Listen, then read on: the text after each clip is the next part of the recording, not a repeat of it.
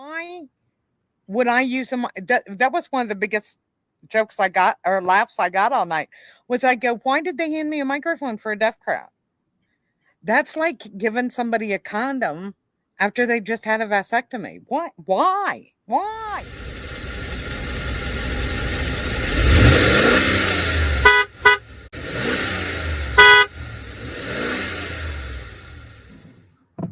And we are a little early, but we're live. Well, better to be early than never make it at all, right? That's true. Yeah. It's interesting because we have it kept my background. I don't know if you can tell. It kept my background even though I don't have the green screen. Like it remembered. Oh, that's what. Yeah, I thought that was crazy. You getting a call? No, not yet. Yeah, I can take that later. Apparently, somebody was excited that we actually logged on early. Well, I don't. Nobody's viewing. Somebody is because they're watching. They just told me they were. So there you go.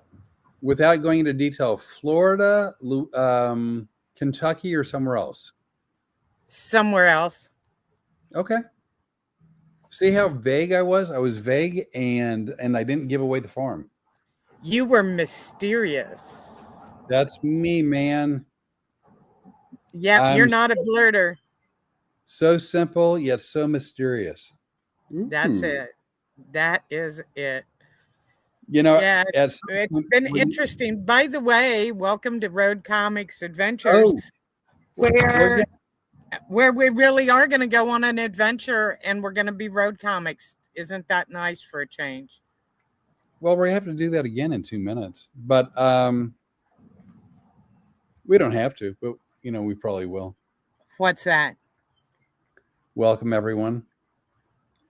It says, as far as live viewers, it says 0 in my top left corner. Yeah, but it does that every week. If I worried about the big 0 up there, shit, I wouldn't have been married so many times. Oh, I'm sorry, that wasn't me. Maybe they just flash a 0 at the top because they want us to remain humble and not get the big head. Well, that could be it. See? And I actually wasn't pointing a finger at you. I was pointing a finger at all of us that are stupid enough to get married. So it's funny you say that because I really root for people to fall in love, and I really root for people to get married and be happy and to have families. And just because, just because I didn't do it well and I'm left jaded and angry and bitter and whatnot, I still root for others. Well, I always hope that somebody finds it and can open their heart to it. But let me just tell you, never mind. Let's not go there. Let's make this a happy show. Well, no, that was me being happy. I'm really serious. I'm looking because no, you know what? Tomorrow is a radio interview. By the way, tomorrow morning at 8:15 a.m. Central Time. Oh, you know what time it is? Countdown.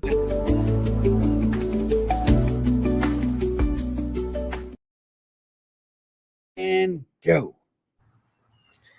Welcome to Road Comics Adventures, where we're 2 comedians who are about ready to finally start on our very first road trip together with our road comic adventure dog, Storm, who is out in the backyard with me right now.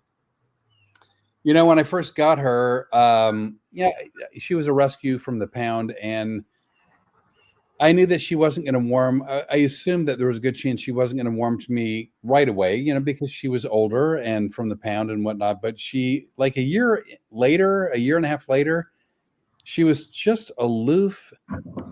She wasn't mean. I never felt unsafe, but I felt like I was getting used for my resources, like providing a home and food and water.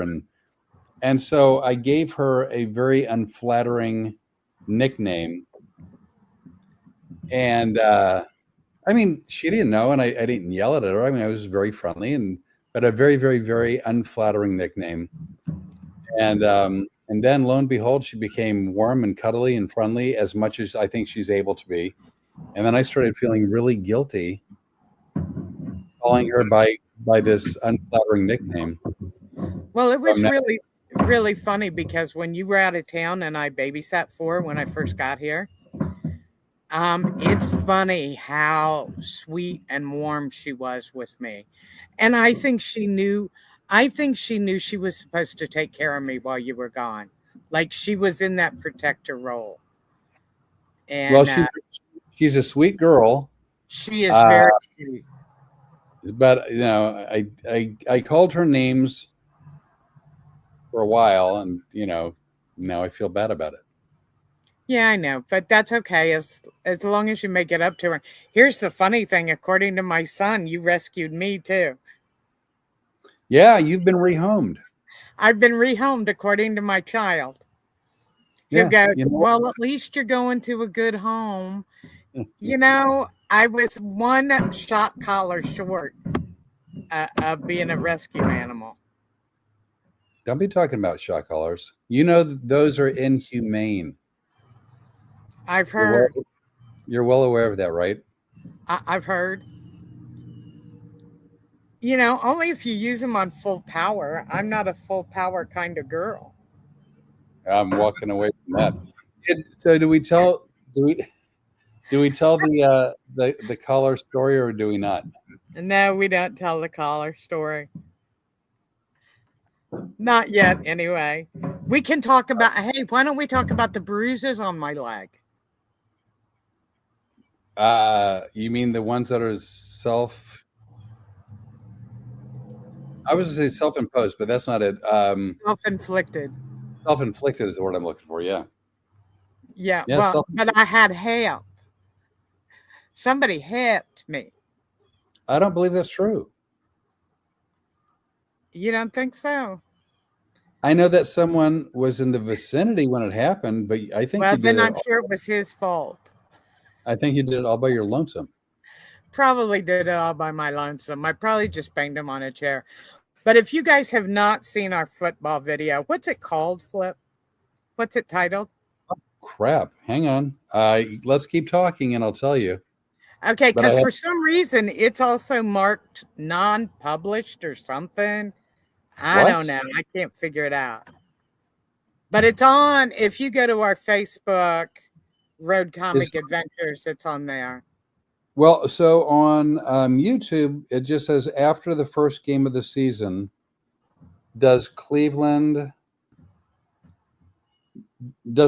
Browns need a new kicker? So that's YouTube. Is it on Facebook? Yeah, I guess you put it on Facebook at Road Comics, and I got it off of there and put it on my page. Let's see. I only have 2 pages. They're both under my name, Rene Bray. You can go to those if you want to. I'm probably going to delete them pretty soon because I'm too busy with Road Comics Adventures. This just says if the Cleveland Browns need a kicker next Sunday, we are ready to help out. This is, I don't know if you can see it. Nope. No. Oh, that was all right. But anyway, it's an homage, and at the same time, a very helpful look at possibly doing the Cleveland Browns a solid by offering them some offensive power. Should they need it. My friend Mark Allen, who Mark and I've been friends a long time, and God love him. He's always pulling for the Cleveland Browns. But God, they just spent a lot of money for a kicker and they lose by a field goal that he missed. If I can fill in for you, you're screwed for the rest of the season.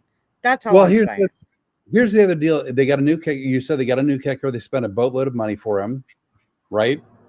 And in like last play of the game, kind of a moment, missed a 35-yarder where they were down by 1. They would have won by 2 with that 3-point kick, and he missed a 35-yarder. Yeah, 35 is not a big deal for most NFL players or college players. Well, 35 is actually the upright is at the back of the end zone, so add another 10. So it's 45. Plus they're back about 8 yards from the line. So what is 8 and 5 is 3. So it's a 45, 53-yard field goal. But these days, you know, field goal kickers are kicking from 40, the 40-yard line, 45-yard line, even 50-yard line. So they're putting the boot in there and getting like 50, 55-yard field goals. I mean, the actual distance from where they kick it to the back of the end zone. But if you want a good laugh, I think the video is hysterical, and I had a blast doing it. 35 yards is considered, I believe, a chip shot. Yeah. I think. Yeah, let's see you get out here and do it, because I go, look, I was doing some punting because I hadn't done that for a long time. It's been a long time since let's just say it's been a long time since I've had a ball in my hand and could kick it. Wow.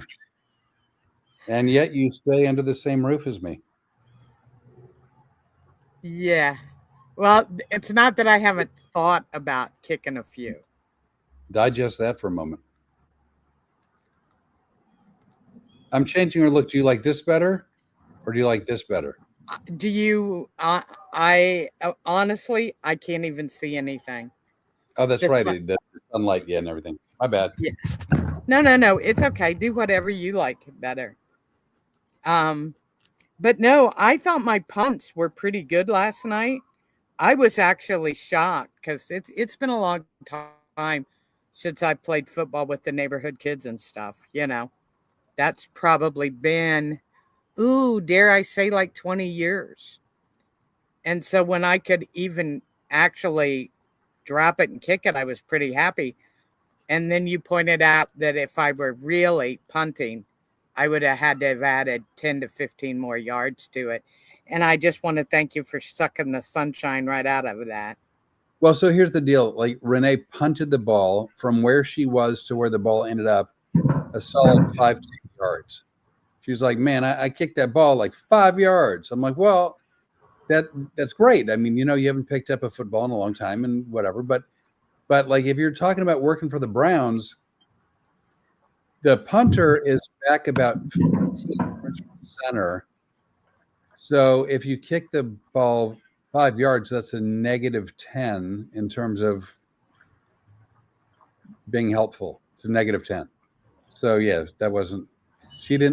she wasn't happy about that new piece of information. Speaking of new information, I just changed my name on TikTok.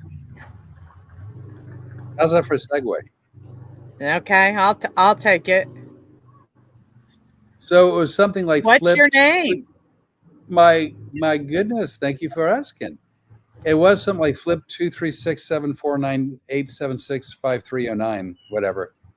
And I didn't know you could change it, but I went in. A buddy of mine recommended that I take a look at it.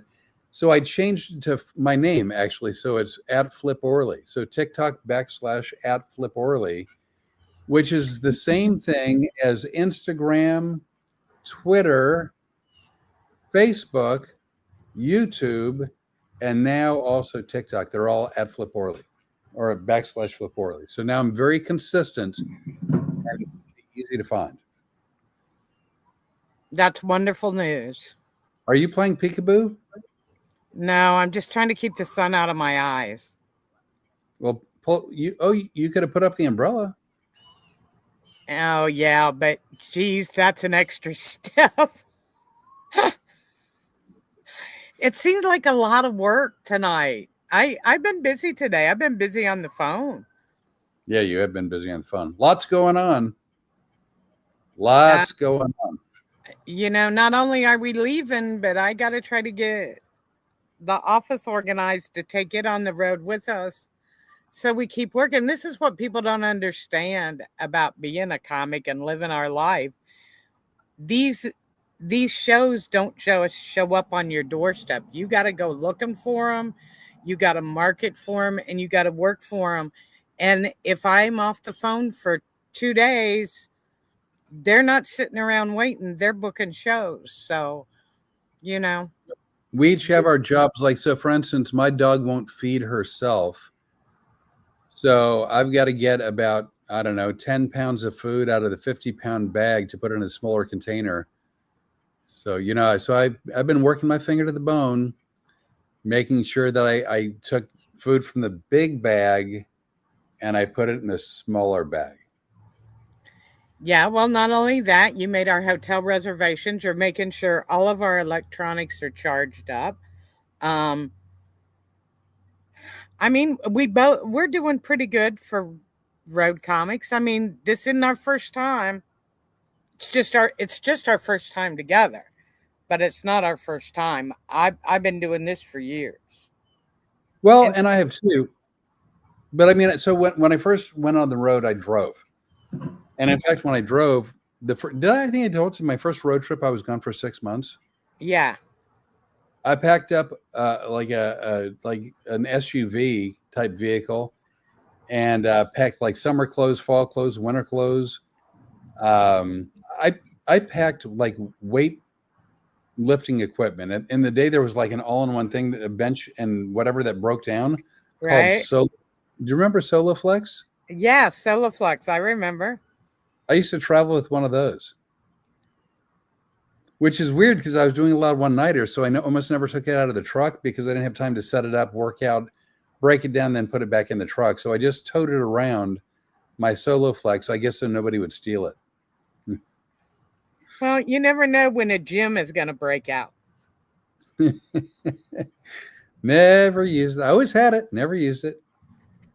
But Yeah, but you know what? People don't understand when you're on the road, you do take a lot of things you don't need, but sometimes it's just good to have it there because if the need does come up, it's better to have it than not have it.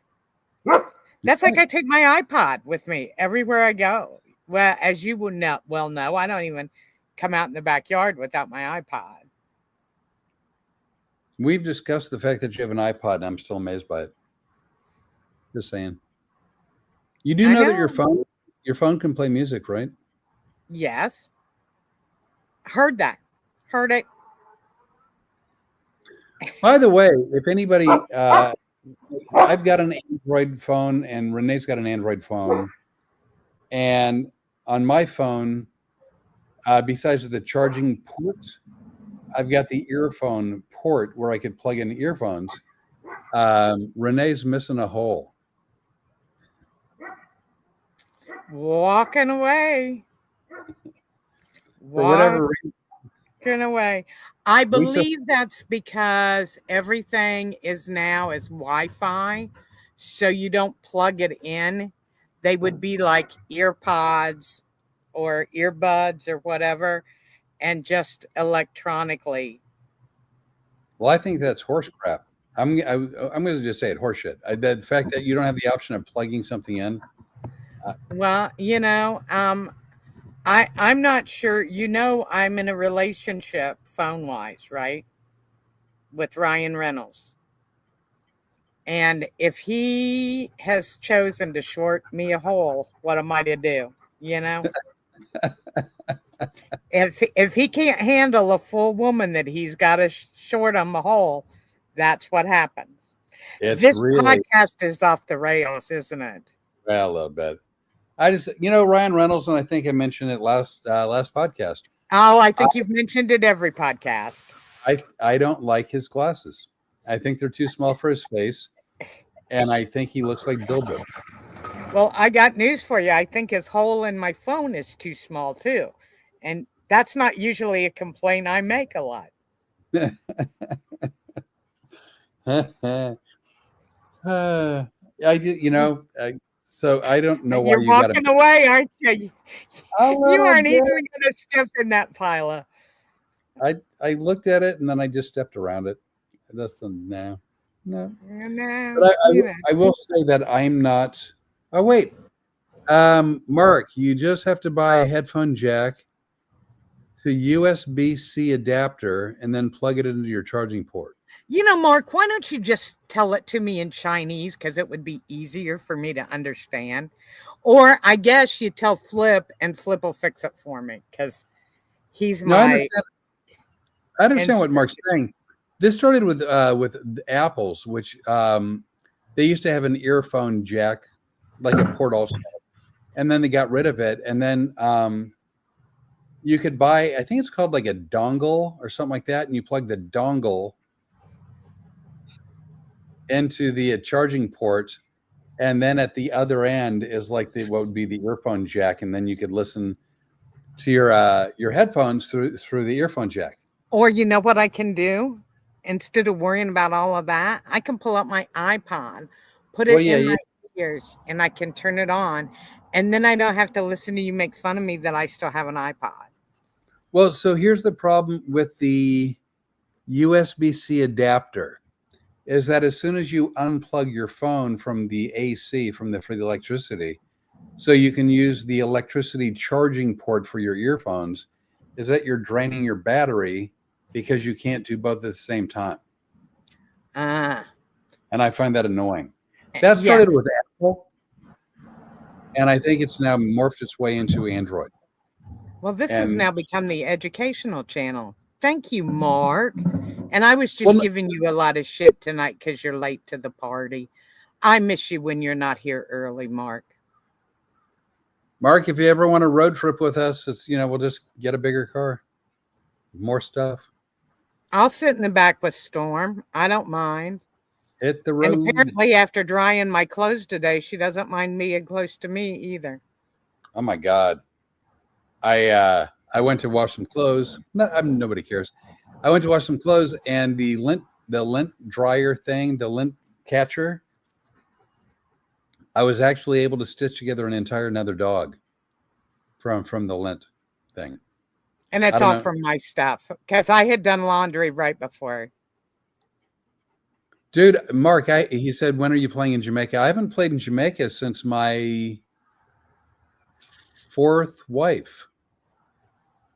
Yeah, I never went to Jamaica. I went to Caymans, St. Thomas, St. Martin, St. Croix, Cancun, Aruba. By the way, let me just mention that my kids never got to go on those trips, but they did get to go to Diamond Head, Mississippi with me. Nice. I was offered 2 months in Aruba,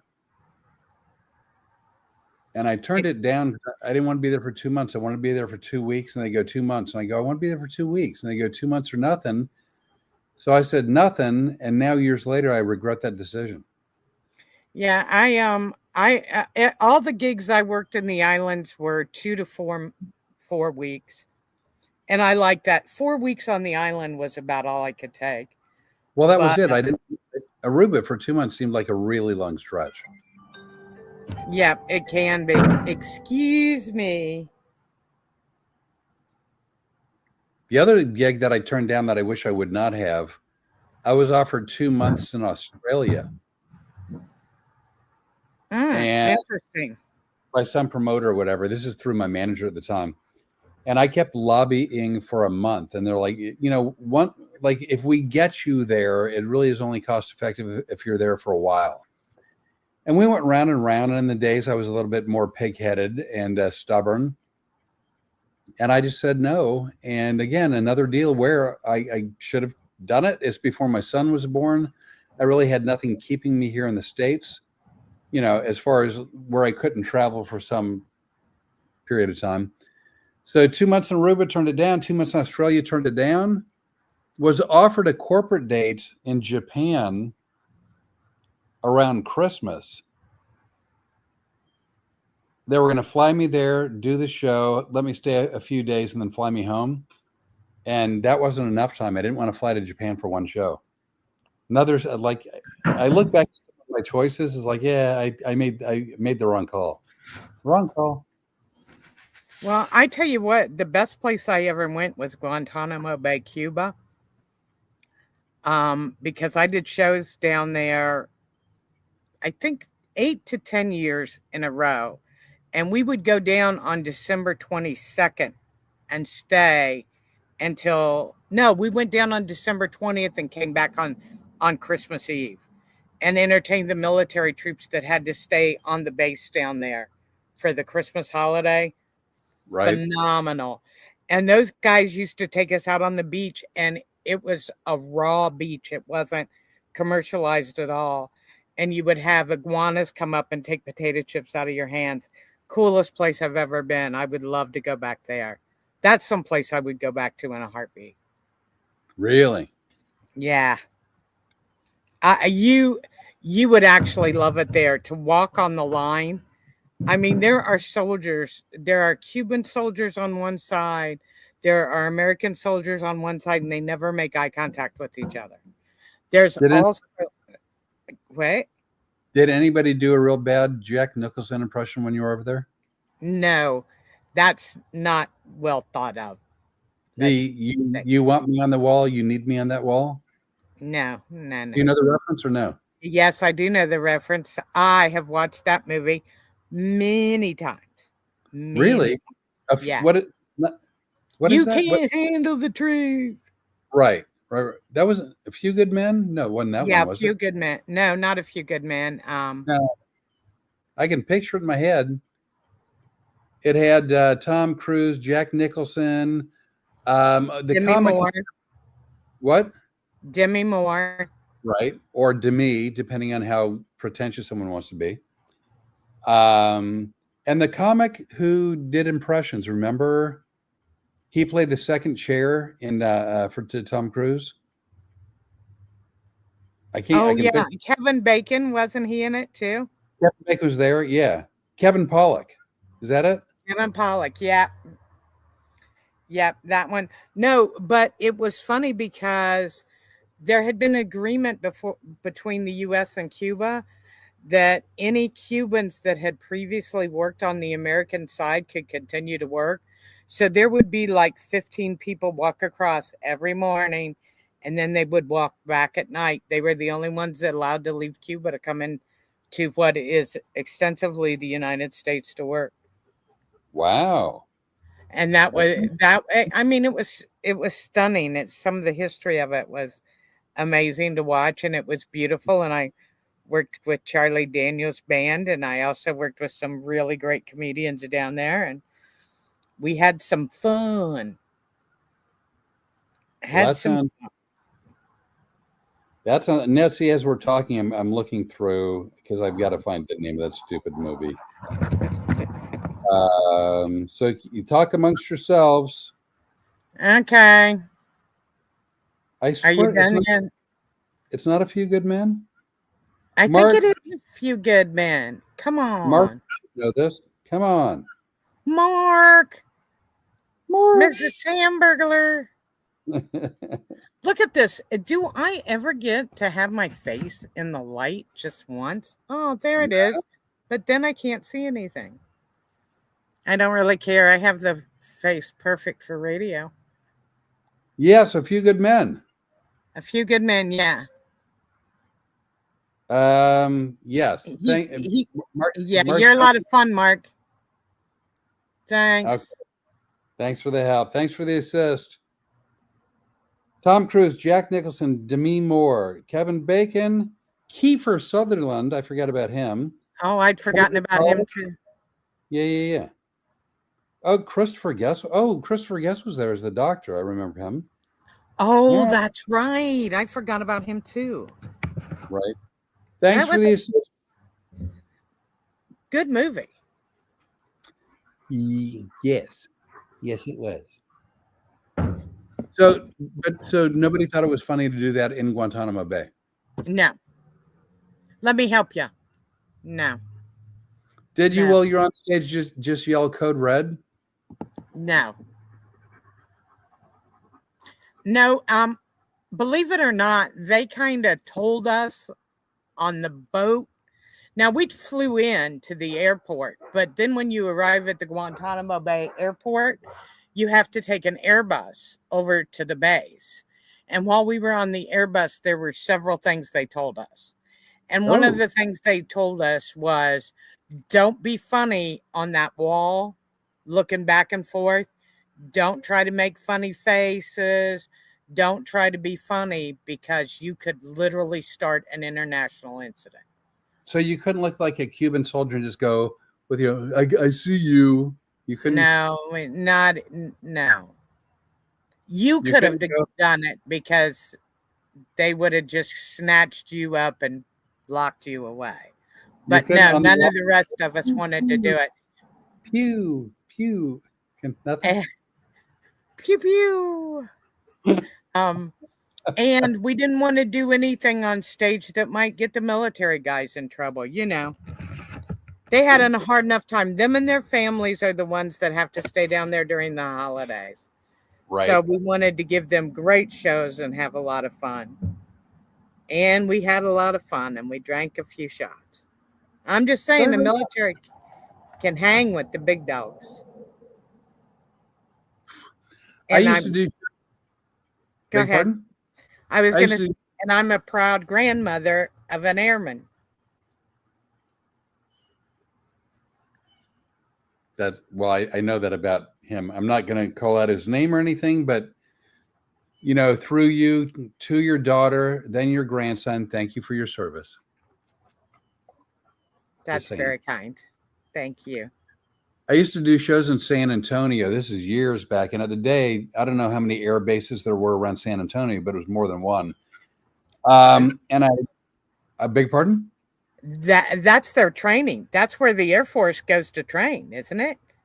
I Um, believe that's where my grandson and all the other anybody that's wanting to rejoin the Air Force, they go to San Antonio.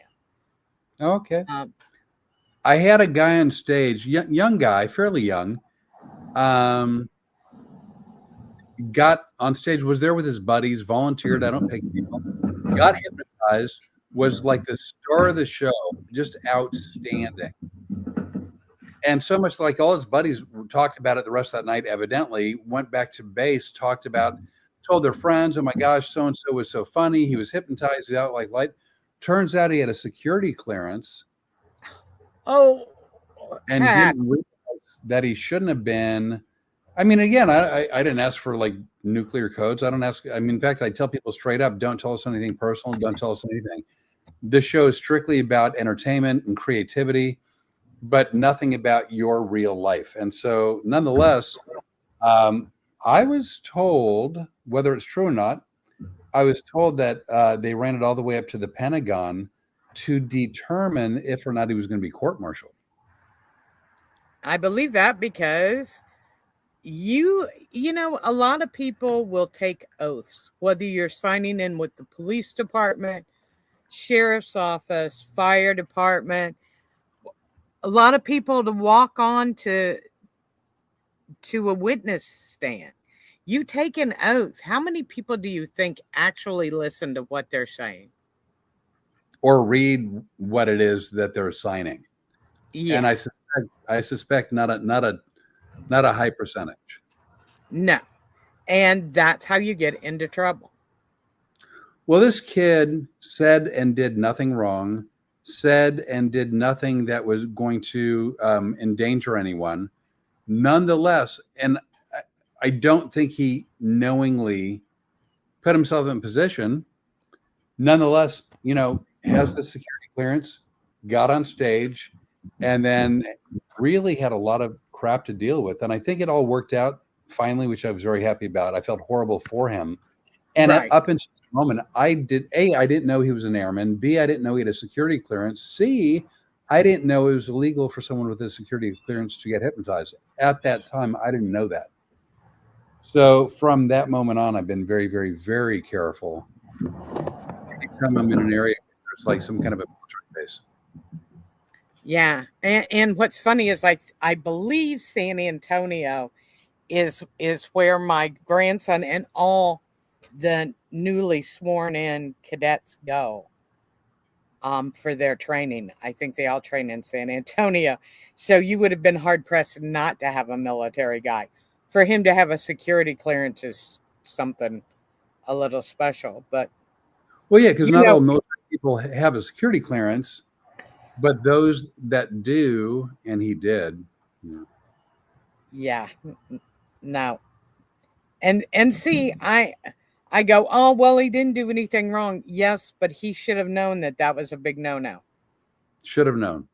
And I Should have. mean, I didn't know. I'm not in the military, but I didn't know. But like I said, years later, I was doing. In fact, after 9/11, I was doing a show in DC, a corporate event, like a private show, and Yeah. we've even mentioned that on this podcast. I don't remember, but nobody, no one. I mean, I was really struggling because there was like 350 or so people in the room. There's supposed to be 500. Many didn't show, but there was enough for me to do my performance. But nobody volunteered. I ended up having banquet staff who volunteered to be on stage. So with banquet staff, I was actually able to do the show. But I was like, it was a struggle. And then after the show, a bunch of people came up to me. They go, "Do you know why we didn't volunteer?" I'm like, "I have no idea." They go, "Do you know who this group is?" And I go, "No." They go, "We're defense contractors. We all have security clearances. And by law, none of us were allowed to volunteer." I'm like, "Well, who the hell booked me to this gig?" Yeah, it was So, probably the Comedy Zone or Bob's Chucklehead or Coconuts Comedy Club. Come on. What are you thinking? it was not. It was a really rough time. But I mean, the show worked out fine. Thankfully, the banquet staff, they were cool with the banquet staff volunteering, so I had enough people. But I was mad. No, see, this is what's infuriating to me because this is what the Joe Q general public doesn't know.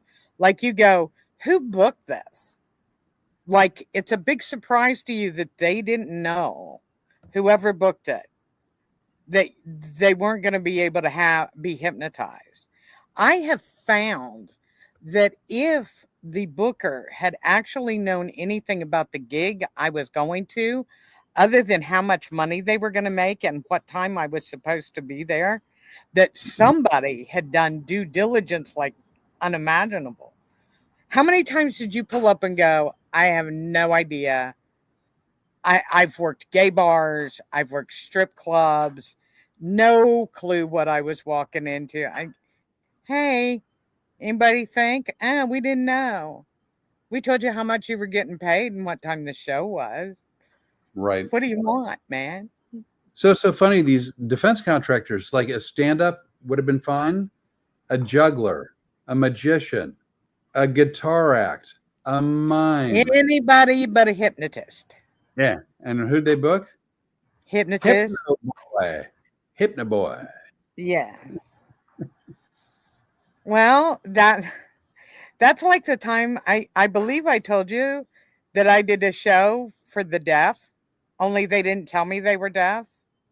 Wait, the entire room was deaf, or just a portion of the audience was deaf?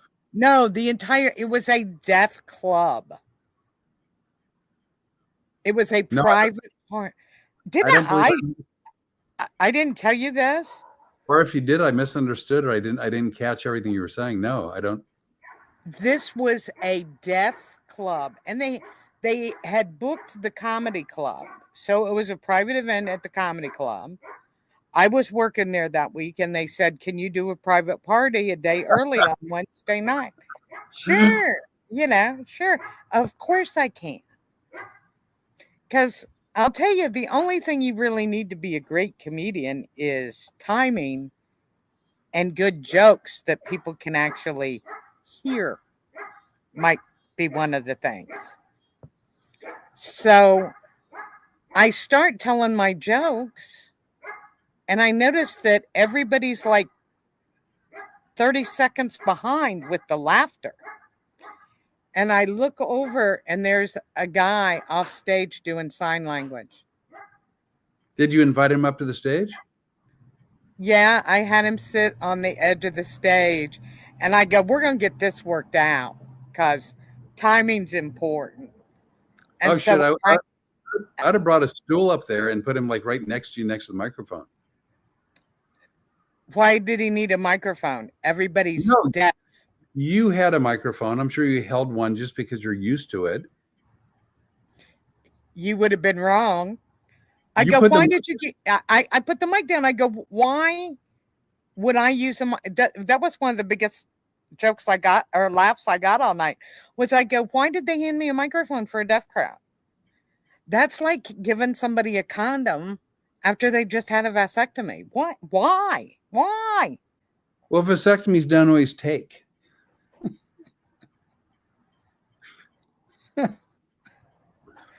Or so I've been told. I don't know. By the way, I don't know because you're out in the sunlight. When you started talking about this gig, Mark wrote the Deaf Comedy Jam, but it's as opposed to DEF, it's DEAF. So Well, you know what? That's why, Mark, I think you can travel with us. yeah, You Mark's know, if funny. you ever need a manager, call me. I'm looking for talent. Oh, that hurts for no good reason. Oh my God. No, I meant because I'm going so smoothly with you that I can now take on Mark. You're not a Oh, handful anymore. You're smooth sailing. oh, all right. When I like over the years, I mean, because again, we've dealt with every situation under the sun.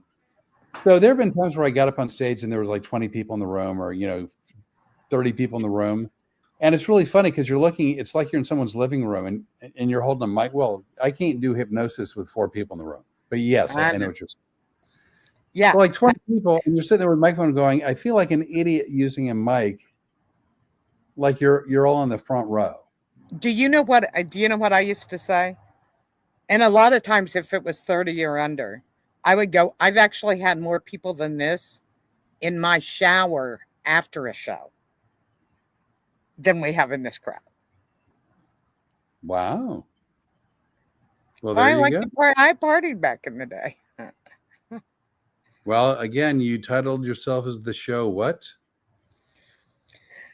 The sweetheart of comedy. All right, we'll go with that. I didn't title myself anything. Well, the show warm up, you certainly did.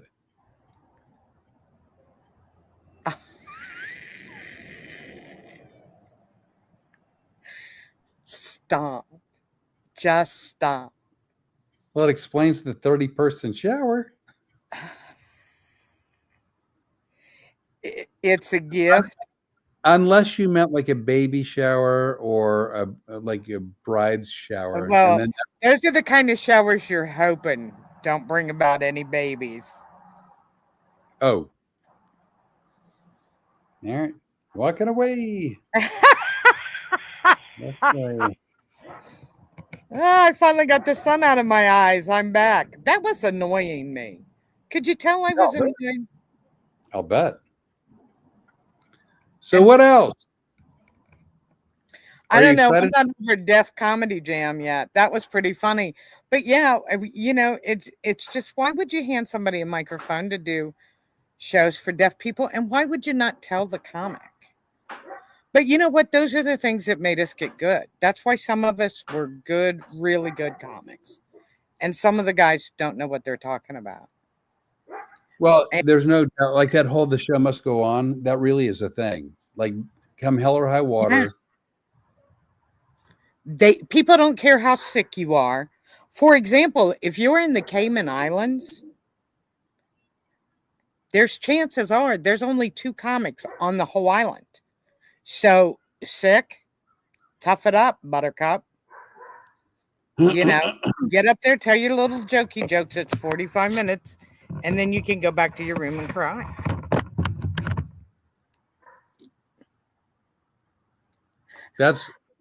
It's not that I was sick, but that when I worked at Atlantic City a billion years ago at the Eddie Murphy Room. Did I talk? I told the story on the podcast, right? I think that room was so bad and I was so miserable and I drank so much Oh, just to deal with the pain that I would order room service, mostly dessert, and I would just sit in bed and I would wipe away the tears of a clown until the next day when I had to do it again. that's awful. That's awful to have to do that with shows, but it happens. It really does. It happens a lot more than you think. I mean, how much do you remember when we first started talking a while back? And it was on like the second or third week we were talking about the guys who had committed suicide that we knew in comedy. Oh yeah, absolutely. Because I told you one of my mentors committed suicide in a hotel in I forget whether it was Dallas or Houston after finishing working at the Improv there. And Well, mine was a slow motion suicide when I was in Atlantic City because I was just eating dessert. So it was like the sugar, it was going to take a long time for it to really catch up with me. yeah, it took 68 years for sugar to catch up with me, but I'm finally beating it. Walking away from beating it.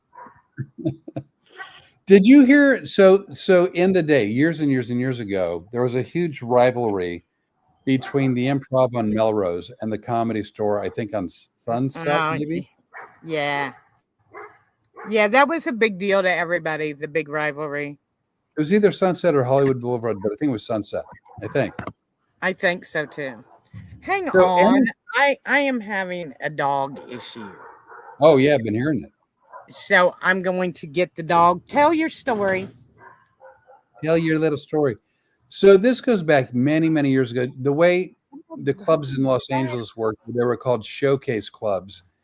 And so on any given night, they would book 15, 20, 25 different comics through the course of the night. And like the show would run from like 7 p.m. to midnight or whatever, but each comic was given somewhere between 5 to 15 minutes. And it was a showcase club because the comics' hope was to get up on stage and hopefully a producer, a director, a writer, an agent, a manager would see them and it would kick off their career. Or some guys would get up there with established careers and they would just use that room as a way to work out some new material. But in either case, because there were showcase clubs, the Improv and the Comedy Store never paid money. Not a nickel, not a dime, not a nothing. And over time, the comics got really kind of angry and they started striking and they wouldn't perform either club. And so I think there was eventually a settlement. Now I could be getting some of this wrong, so it could be what I call a TED fact, but I think I'm close, if not exactly accurate, but I think I'm close, that eventually the Comedy Store and the Improv settled with comics and we're going to start paying them some nominal amount of money for doing their 5, 10, 15-minute set. Not a lot of money, but at least something, gas money, whatever. One of the guys ended up getting blackballed around that time from both the Improv and the Comedy Store. And I think that was the reason why he threw himself off the roof of the Comedy Store. Oh yeah, I remember. Yeah, we read that. Yeah, we read that whole article. I think you're absolutely correct. But you know what's funny is how long ago was that story? Years, 30, 40 years ago? Yeah, of course. Yeah, and isn't it funny that the comedy clubs are screwing themselves again? Yeah, well, nothing ever changed. No, and comedy clubs are making the same mistake today that they've made over and over and over again. And I know you like some of the clubs that you work, and there were some clubs that I loved working. Well, But I mean, all in all, comedy clubs are not about what's good for the comic. They're about how much liquor they sell. well, sadly, it's true. And if you believe otherwise, you're going to be very upset at how your life turns out if you're a comic. I'm now looking it up real quick. Comedy Store. Golly. I mean, again, I know the business side of clubs, which is liquor sales, food sales, liquor sales, and then believe it or not, the last of the three-legged stool is ticket sales. As far as the club profits, primarily, I believe, like liquor and food. So I know that, but like my show was never for the comedy club. My show was always for the audience. So the great memories I have are from the stages I worked and the audiences I performed for. So, a comedy store in LA. Let's see what we got. So, and I'm sure I don't know for a fact, but I'm sure you feel the same way, right? Like you were working for the audiences. Yeah. I didn't do comedy for the clubs. I did it for the people that came to the shows.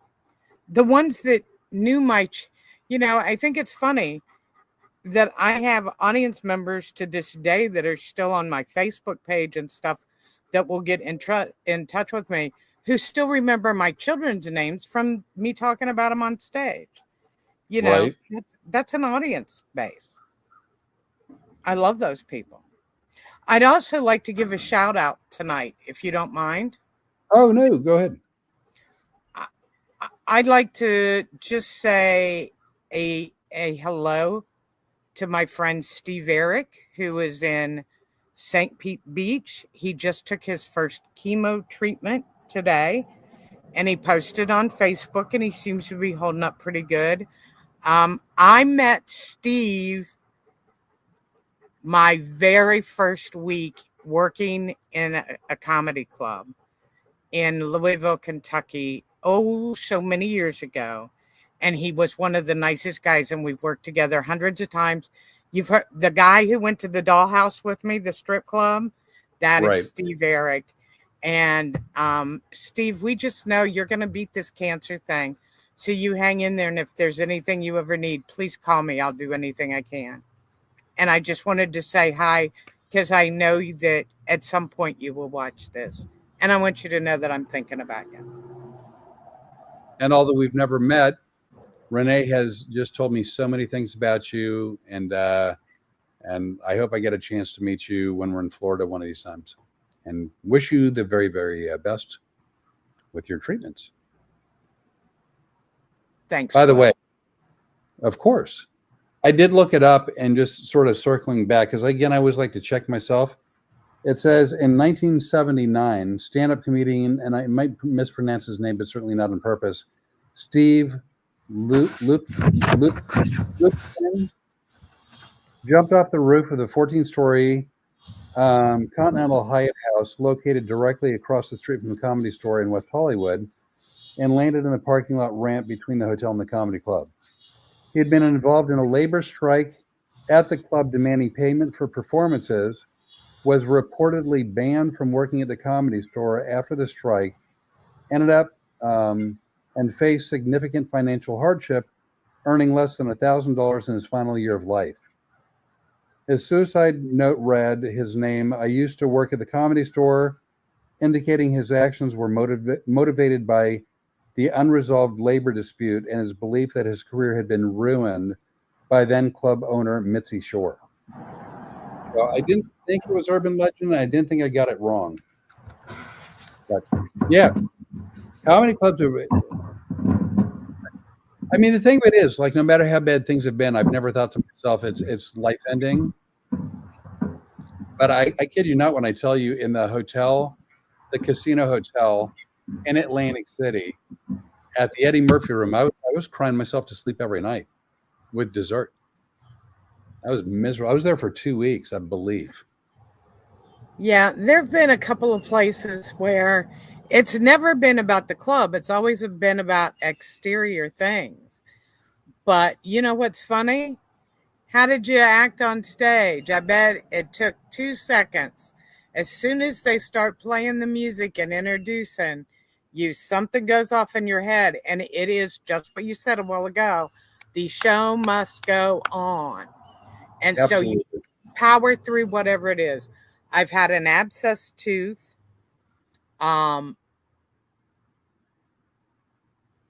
Let's just say I've had a couple of major medical issues on stage that nobody knew about until I walked off and go, I think we need to go to the emergency room.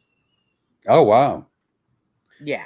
I think the only time anybody knew what happened, I was on the East Coast. I want to say it could have been Philadelphia, but I won't swear to it. No, it was further south, but still on the East Coast, where I was sick as a dog, and I got really angry because I couldn't breathe, and then my throat hurt, and I chugged a bottle of Robitussin. I thought this was going to be the Robitussin story. Yeah, and then I felt guilty. I was just absolutely. I mean, I didn't take a spoonful. Yeah, it was a good portion of an entire bottle of Robitussin, and I felt guilty. So before asking for volunteers, I go, full disclosure, before anybody volunteers, I am hyped up on about a full bottle of Robitussin. And if that bothers anyone, I get it. Please don't volunteer because I'm pretty messed up. And then people bum rush the stage. Every chair filled. Because anything we say from stage, people think we made up. Oh, you made that up. Oh, you made that up. No, this is this is how pathetic it is, people. This was my life. This is my life. But afterwards, they'd always say, do you really have 3 kids? Is your boyfriend really gay? And for those watching the podcast that don't know, yes, I had a gay boyfriend for only 8 years. Well, you know what? That's longer than 4 out of 5 of my marriages combined. Yeah, I was very happy. But, we talk about our lives on stage. That's what most comics do. I do. I know you did. And I did too. When they would come up and go, are you really, is your boyfriend really gay? Yes, he is. Do you really have 3 kids? Yes, I do. Do you really work with the Chippendales? Yes, I do. Yeah. So for the 2 of you watching, and there could be more, but it says 2, do you like this look better? We'll call this 1. I feel like an ophthalmologist. Do you like 1 or 2? 1 or 2? Is this one better? How about that? So we'll call this 1, and this is 2. I can hear you better this way. You were breaking up a lot the other way for me. Oh, wow. So anybody watching, do you prefer 1 or 2? I'm going to stick with 2 because Rene can hear better, but I'm just curious which has a better look. Thank you so much for joining in and answering that question. What? No, I mean, are we just? I don't care. All you do is just either write 1 or 2 and in the comment box. But so all right. Well, some people don't want to do that, and I know why some people might not want to. My head is undulating. The fact that you threw undulating in a sentence. I gotta give him points for style. It's spectacular. So I'm keeping it 2 because I want to continue to undulate. Boy, she is really all about herself today, isn't she? No, the neighbors. Remember, I told you the neighbors over here on the corner had blown up Halloween decorations, the big blow up. So they've blown it up, and she wants to stand at the corner of the yard and just bark at the big blow up things. And so I tried to distract her. I would come out to check, but my head is too busy undulating. Stop. Just stop. Mark, if I hear that word 8 to 12 times before I go to sleep tonight, I'm coming to look for you, and I'm just going to strangle you. I love how you say if. Yeah, I know. I know what's going to. Please, it's not my first day. We have been friends for almost 30 weeks now. And how long have I known what you're exactly like? 2 weeks. 2 weeks. 2 weeks. I knew exactly what I was getting in this little package. And you have not failed. Oh. Well. As a bundt cake.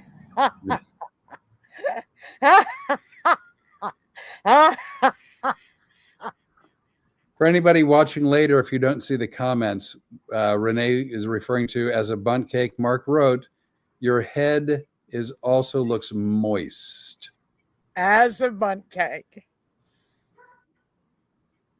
which is good. Because I'm a baker. I like to bake.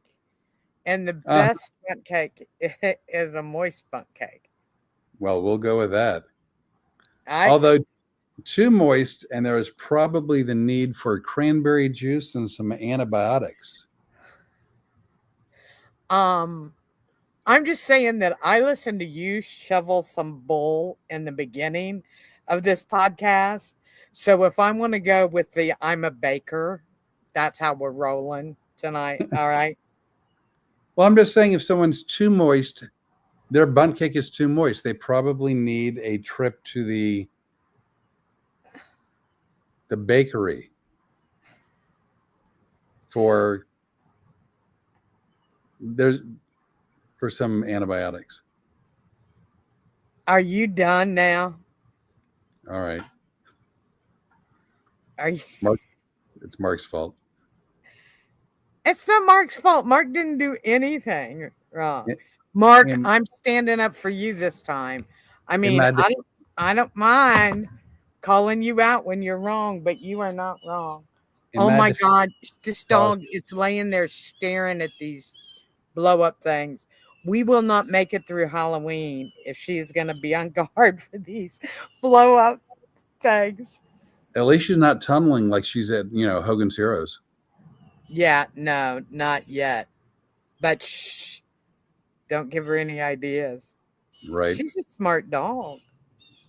Stubborn, not always friendly, but very smart. Where do you think she learned stubborn from? It couldn't have been around here, could it? No. We're not stubborn, no. So we're at about an hour. So does that mean we can go back to...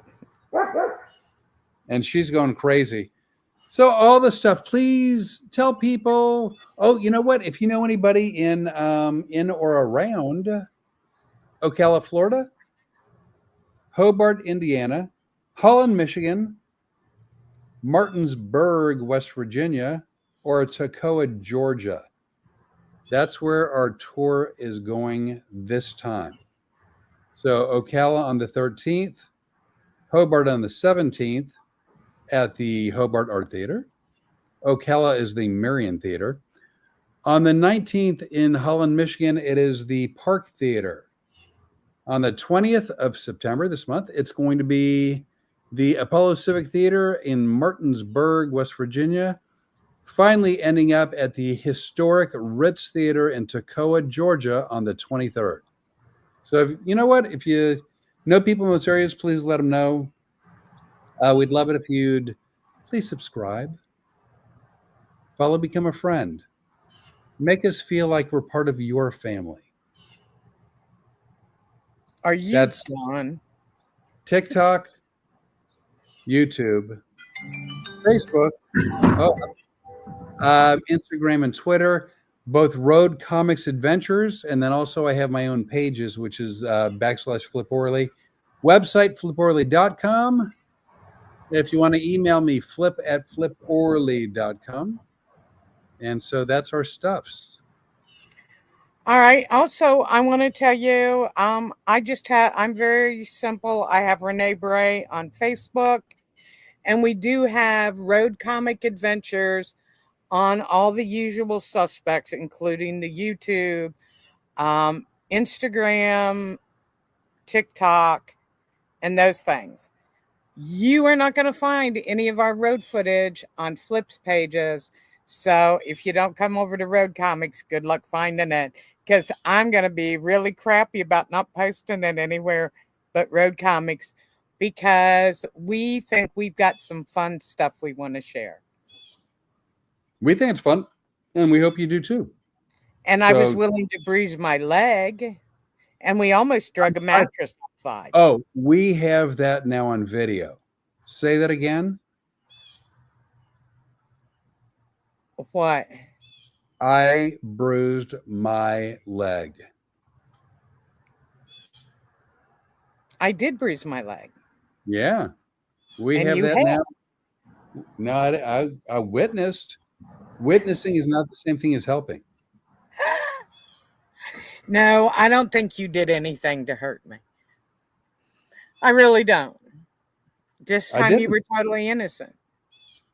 Yeah, no, I Next was. time we'll see. The other two times, not so innocent. But anyway. So anyway, there you have all of our stuff.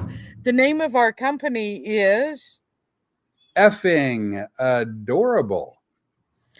at Proton, that's PROTON.ME. Effing adorable at proton.me. and if you've got any questions or anything, or if you would like us to do any of your production, like your commercials, oh, we are amazing. We have learned how to turn on the camera. We have a costume department, do we not, Flip? Oh, we do costume and props. Yep. We were set up. We are set up. Now, I think we got to work on the prop department because I think we accidentally threw the cans away. Oh, you threw them away. I think I did. And that was a glaring error. So you'll just have to drink more stuff in a can. I can make that happen. I know you can. You're a team player. So we'll be all right. So anyway, not. I almost put 3 Ks, and then I realized, I need to either do less than 3 or more than 3, but I can't do 3. Yeah, not a good idea to do 3.